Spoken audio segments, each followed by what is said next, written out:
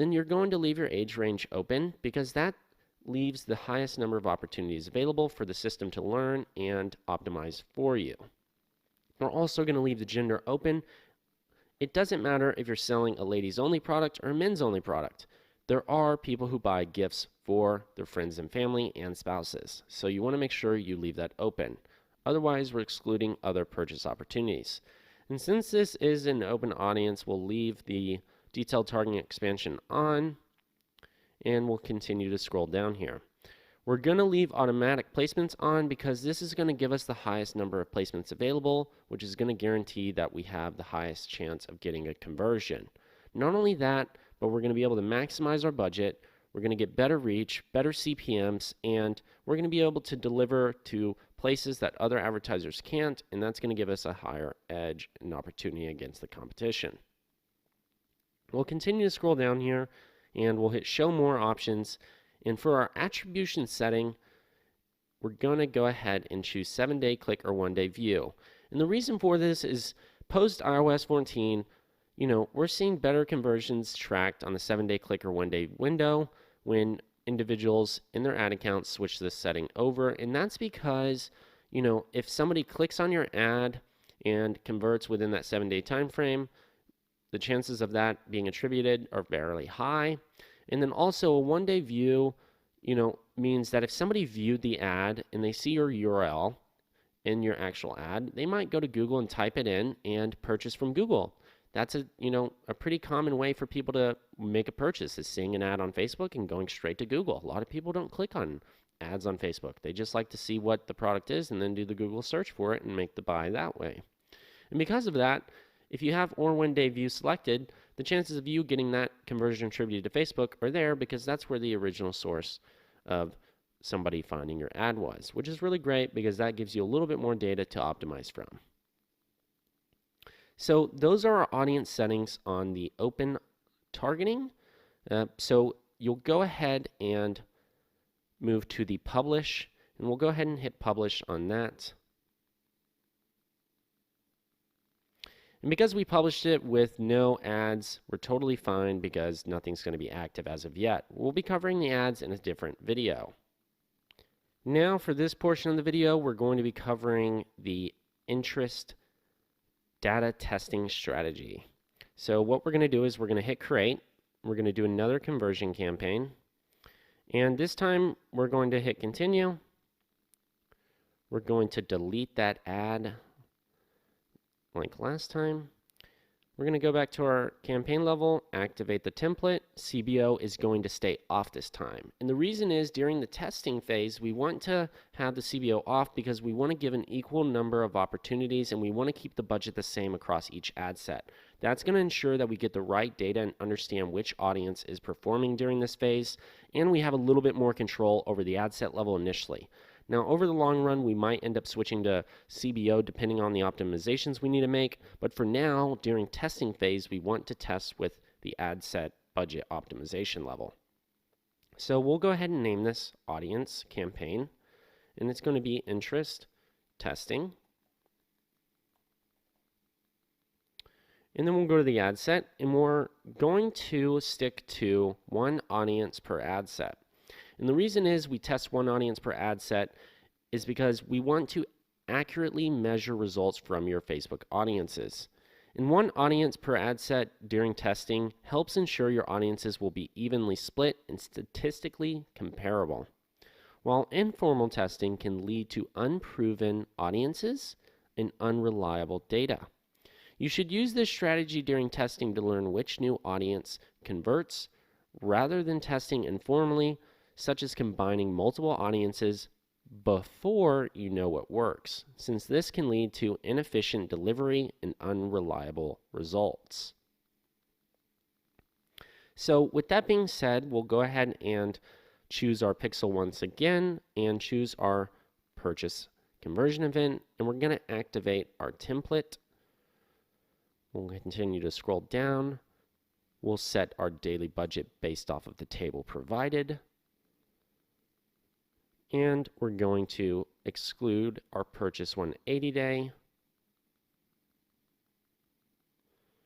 We're then going to Scroll down and hit Edit under Detailed Targeting. And we're going to select one interest audience. And so depending on what you're selling, we're going to want to choose an audience that is going to make sense for that category. So for instance, we're selling skates. So we're going to hit suggestions and look at some of the options that it provides us. So people who are skating, let's go ahead and see what some of the options they recommended to us. Okay, well, people that skate usually are into retro styles because these skates that we're selling specifically are a little bit more retro, so we're going to choose retro style. You might notice the audience size. And audience sizes are fairly important here because we want to maintain an audience size over 800K if possible. And the reason is because interest audiences under 800,000 people are less scalable in the long term. And the exact thing we're trying to achieve here is long-term scalability, being able to continue to grow the business and scale results over the long term. And so targeting broadly 800K plus essentially means that you're allowing Facebook's ad delivery system to find the best opportunity to show your ad to people who will convert. These audiences are more scalable, and this approach can lead to Facebook finding more potential customers you never would have known existed. And this is great for long-term planning as well, since you'll be able to further scale with a broad audience than you would with a tiny audience. So this audience here is 63 million. That is quite a large audience, but that's totally fine because that means more opportunities for us over the long term. And so we're going to go ahead and leave detailed targeting expansion on, and a lot of people usually deselect this, but this is actually only going to help you because when you reach people beyond your detailed targeting selections, they're only going to really use this feature for you if it's likely to improve performance. So there's really not a negative impact here. If anything, it can only help you.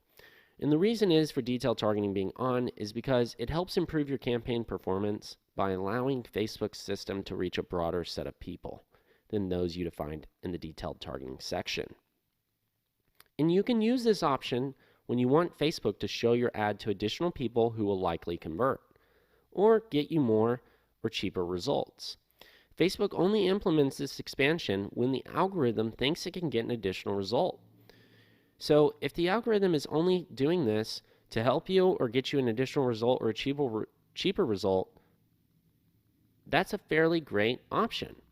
And during our testing, we see it work both ways, but over the long term, we do see detailed targeting expansion outperform non-selections more than anything. And Facebook's also already been testing this feature as a non-option, meaning people can't even deselect it anymore in some cases because Facebook so strongly because Facebook has gathered the data to prove that the detailed targeting expansion option already works. So you might not even have this feature, which is totally fine because that might mean they already expanded it for you. If not, we're going to go ahead and check that box. And so we're going to keep that one audience here. We're going to continue to scroll down, automatic placements on, conversions, and we're going to double check to make sure our attribution setting is set to that 7-day click or 1-day view. And now that we have one audience, we're able to move on to the next one. And so we're going to quickly duplicate this. We're going to scroll down. And we're going to find another audience. And the easiest way to do this is by selecting suggestions. And you want to find potentially more audiences here that make the most sense. Don't just click on any audience. Make sure you do some research on it to see if it's an audience that is truly related or similar. If it's not, then you want to find an audience that makes the most sense.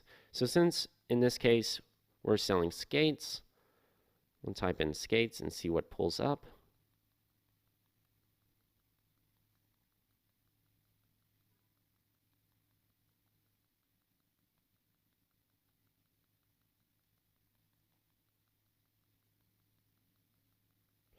Roller skates, well, we are selling roller skates, so people who are interested in that, we'll go ahead and select that audience. And if we scroll up, our audience automatically changed. The only thing we need to do is just remove this copy here because we don't need that. Everything else is totally fine. So now we have our second audience. We're going to quickly duplicate, and we're going to continue to repeat this process. So looking for another audience, let's see, we have roller skating. That audience is likely to have mass overlap with roller skates. So, it might be worth testing, it might not be. That's why we're here to do this. Roller derby. So if you don't know what some of these audiences are, you might want to, do your research by copying it. I like to do a simple Google paste to see what it is. Okay, so for selling skates here, it looks like these people are all wearing skates. It's a sport. That must mean they're pretty, active doing this, and they must have a real passion here. So that is a viable audience for us to test. So we'll go ahead and test that audience, and we'll continue to move forward.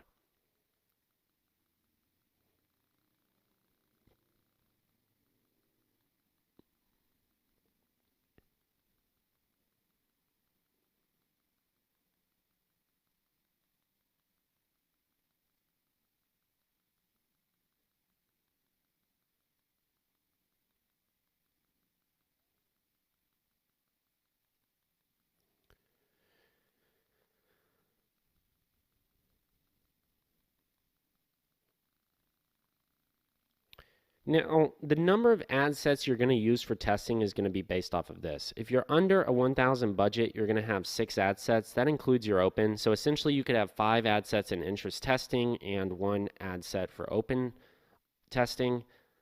Then, if you're in the 1,000 to 5,000 range, that essentially gives you 16. So I would recommend having the open audience, 10 interest, and then that gives you essentially 5 other ad sets to use for retargeting. So that's the range we're in here. So we're going to go ahead and create 10 interest audiences in that budget range. And once you do that, we're going to be moving to the next video to talk about lookalikes and retargeting.